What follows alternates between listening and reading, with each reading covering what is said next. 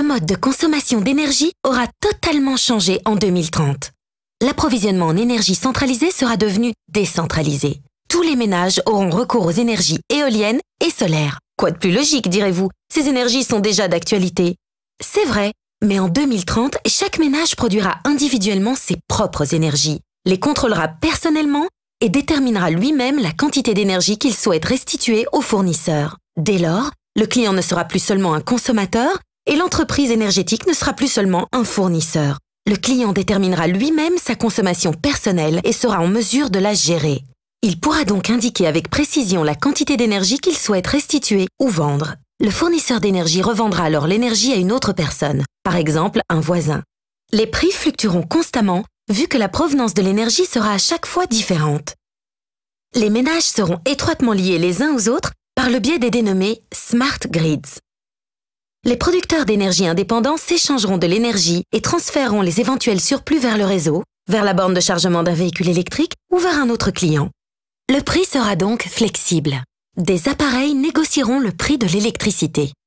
La voiture jouera un rôle prépondérant. Elle servira en effet de tampon pour le stockage de l'énergie. L'énergie produite par l'habitation mais non consommée durant la nuit par exemple, servira à charger la voiture. Et en cas de pénurie temporaire, la voiture fournira de l'énergie supplémentaire à l'habitation. Les machines à laver seront devenues à ce point intelligentes qu'elles détermineront elles-mêmes le meilleur moment de la nuit pour lancer un cycle de lavage. Nous n'aurons donc pas seulement des réfrigérateurs qui nous avertiront lorsque notre réserve de lait sera épuisée, mais aussi une habitation pleine d'appareils ménagers qui nous feront économiser de l'argent. Les applications sur votre smartphone seront encore plus intelligentes et informeront votre habitation de votre arrivée pour pouvoir régler à l'avance le thermostat en hiver, mais aussi pour pouvoir le couper automatiquement lorsque vous partirez. Le courant électrique ne sortira plus d'une prise, mais directement du mur. Les prises de courant auront donc disparu. Le besoin en électricité et chaleur sera comblé autrement. Presque tout le monde cuisinera à l'électricité. La chaudière à haut rendement n'existera plus et sera remplacée par la pompe à chaleur. Nous utiliserons le stockage de l'énergie thermique de façon décentralisée. Au niveau central, nous utiliserons la biomasse pour la production durable de chaleur. Les chauffages ou chaudières ne seront plus nécessaires dans les habitations. Les panneaux solaires ne permettront plus seulement de produire de l'énergie, mais aussi de décorer l'habitation. En effet, ils ne revêtiront plus la forme de grandes plaques de verre disgracieuses, mais seront totalement intégrés dans le design de l'habitation. Vous produirez vous-même de l'énergie lors d'une séance de fitness.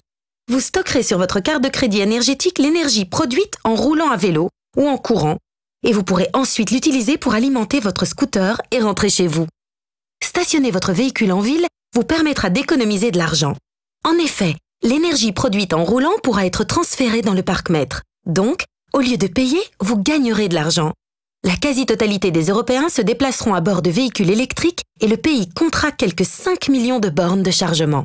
Toutes les nouvelles constructions seront équipées d'une borne et le chargement ne durera pas plus de 2 heures. Les prix de l'énergie seront flexibles. Vous ne paierez plus de taxes sur l'énergie que vous produirez vous-même. Et la dépendance aux prix mondiaux du pétrole aura totalement disparu.